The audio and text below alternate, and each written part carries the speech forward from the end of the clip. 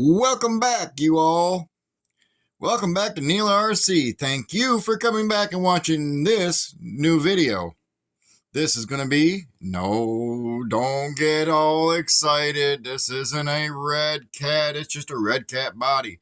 Why? Because it's the only body I could find to put back on this rig. So, let's get telling about this little truck that we got here. By little, I mean it is a 5th scale truck. This was originally a Smartech 2-stroke engine ran vehicle. This vehicle has got some stories behind it.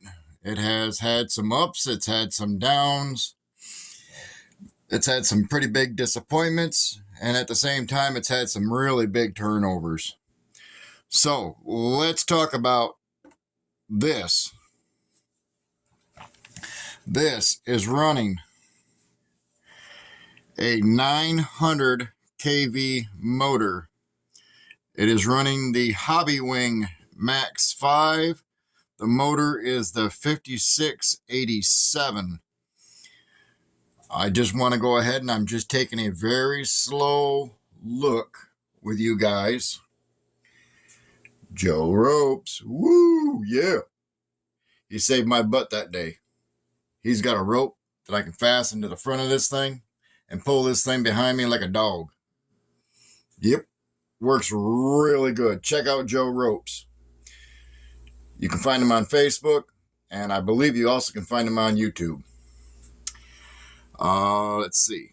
We do have some interesting stuff with this.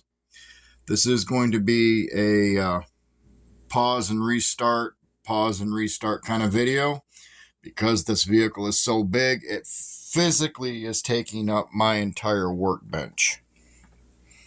Okay, so let's go ahead and I'll pause this video and I'll get right back to you in just a second after I get the body off. All right, now we got the body all off of this beautiful beast. This beautiful beast, like I said, is running the Easy Run Max 5. It'll run from 3S to 8S LiPo. It is a 25 amp ESC running a soda can, well, V8 can. We'll call it a V8 can size motor. This motor is being ran off of that with a 30 tooth pinion from B&M Racing, which if I can get, there we go, B&M Racing. There, it's their motor mount right there, and their gear. I do have other sets of gears up here, right there, that I can also use to get different speeds, different torques, different RPMs out of the motor, wheels, and that's another thing, wheels. The spur gear on this is actually a 43 tooth spur gear. That is being ran back in here by a smaller pinion that then goes to the actual spur gear on the vehicle. This pinion right here that I got the light on, okay, would come back to this gear, and then that gear right here would then go to the motor clutch assembly and pinion. All I did is replace the motor with this motor. Left pretty much everything the way it was. Redesigned the chassis so I could place not one, but two battery packs in this with the B&M Racing battery pack holders. It does have steel drive lines from front up here to the center, from the center back to the back, and then out to each corner. As you can see, these here, these diff covers, they're not plastic anymore. They are aluminum. They are CNC aluminum. They are out of one block, drilled, spaced, the whole 9 yards. We've got one there. We'll swing up here to the front. We've got one up here in the front also. And then we also have CNC transmission mounts here in the middle, all done up nice and sweetly. We also have one for the spacer here. I'm using this old servo as a spacer with this mount here, which gives this gear support. Yes, it is big enough on its own that it could actually support that there, but with what I do with this vehicle, I wanted that extra support, so I used the servo for an extra part of that brace. We are running the Spectrum ESC or receiver in this so that I can run it with my remote. We also have the Enduro servo. This is a 75 kg servo. And when I mean huge, that is a true 5th scale servo. This is not your 1/10 crawler servos in here. This servo right here was almost $70. Well, it was almost $80. It was $79 and something after tax. We are still utilizing the front brace that came stock with the vehicle for bulkhead support. We also have the 8S capability, which is a 14.1 volt battery. They are running on 50C discharge, 6,000 mAh battery. And then we'll go ahead and we'll talk about the next big thing. We're talking about these tires right here. Right there, Rofun. We are talking about the BM/T tire. There is your size right there. Let me see if I can't spin this around. There we go. 220 by 120. Yeah, that's a big tire. What that basically consists of is the width of this tire is, the width alone is 5 3/4 inches wide.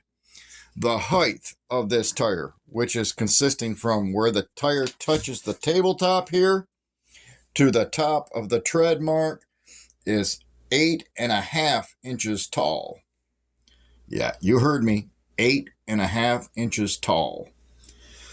That center hub right there for that lock nut, or that nut right there, is a 24 millimeter nut that goes on that to hold that in. Yes, you're right. That is not stock. You're right. What we got back here, let's see. I'm not going to be able to get a good picture on this side. Let's see if we can get in here. You'll see that there's a spacer in there that converts from one to the other. That was ordered special for these tires. Why? Why would you say, why would you have to do that? Because those tires up there that you see are what was left with that gear ratio that's in this vehicle right now. Those were plastic, regular glue-on beads, rims, and tires that came stock on the vehicle. I went through 3 sets of them tires before I said enough was enough and decided to go to a bigger tire. Those tires that are up there on that wall were right around $50 a piece with the rim, foam, and rubber tire. $50 a piece.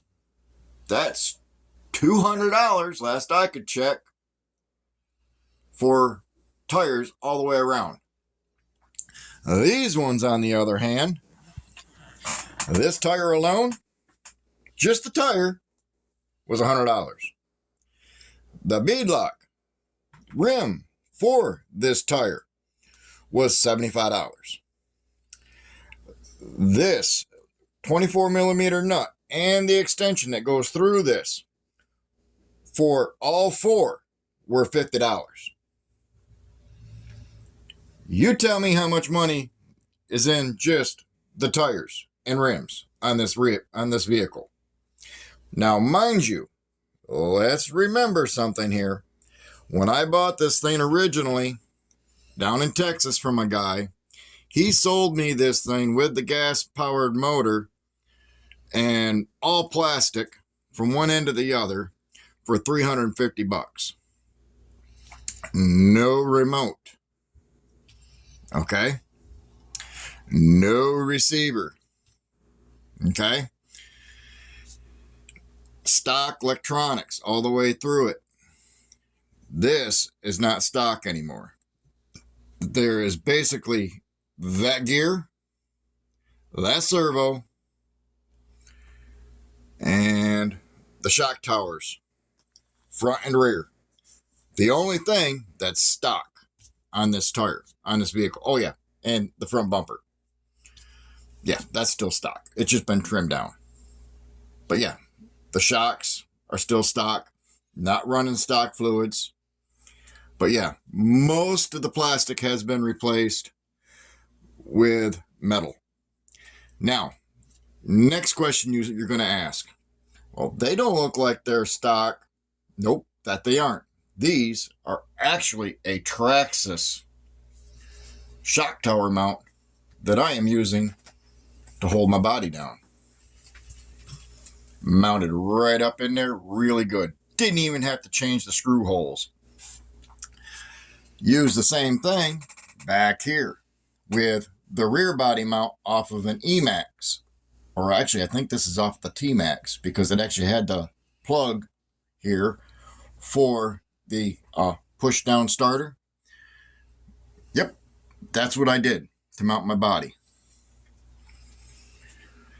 So, this is what I've got involved in this. Like I said, it has B&M Racing mounts for the motor and battery tray. It has the Hobbywing Max 5 ESC and the motor.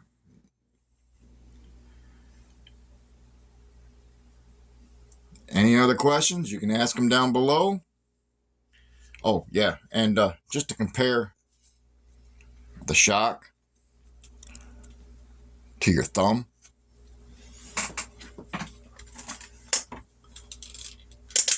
Let me go ahead and I will just